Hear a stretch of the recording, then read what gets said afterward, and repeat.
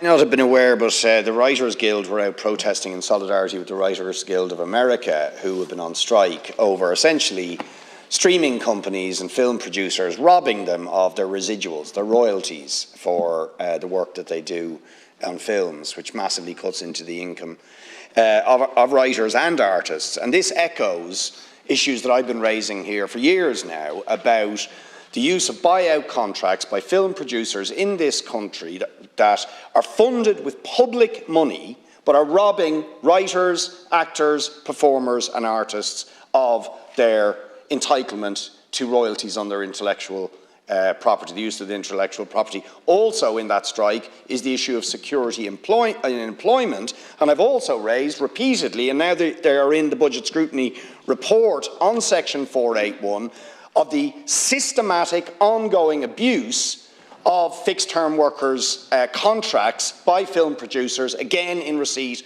of public money.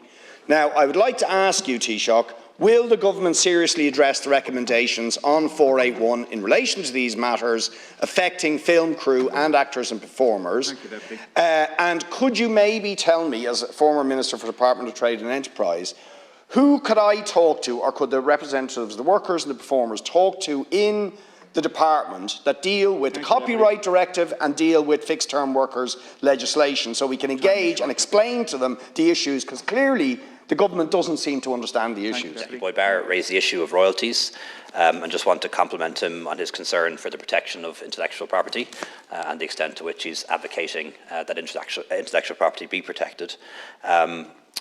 In relation to section 4, well, that's the point I'm making.